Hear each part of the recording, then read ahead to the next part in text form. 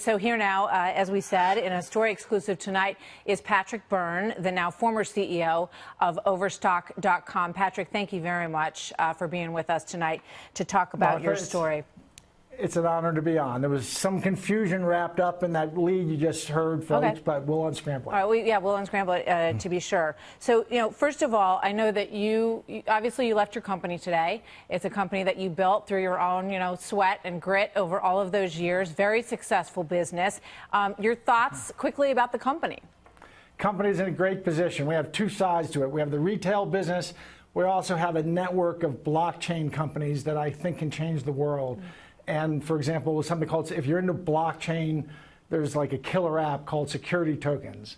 We got a company called T0 that is leading that. We have all these great blockchain companies, and our retail business returned to positive in the black EBITDA in the second quarter. So everything's in a great situation. I have to get away from the retail company based on what I think is going on. Okay, so obviously you stepped away from your company, you say for the good of the company and the good of the country. You say that you got tangled up in the deep state investigation into President Trump.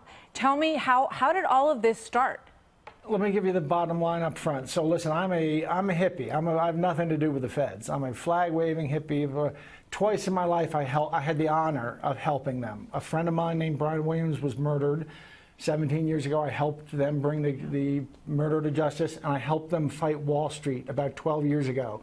I was kind of a one-man Occupy Wall Street in 05, 06. The Fed showed up, and it was my honor to help them take down a couple hundred people on Wall Street.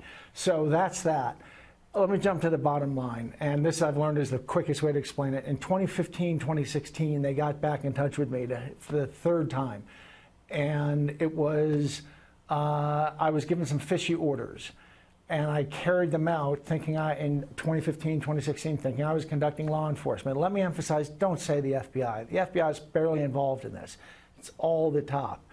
The men in black, as I called them, showed up and asked for this third favor. Well, anyway, I'm not going to go into the details right now, but I didn't know who sent the orders, but I did them. They seemed fishy. Last summer watching television, and here's the punchline. Here's the punchline, people. Last summer watching television and some congressional hearings, I figured out where those orders came from. They gave him a guy named Peter Strok, and Bill Freestaff, Carlin, McCabe, Comey. That was who sent the orders. Well, you're naming a bunch of FBI people there.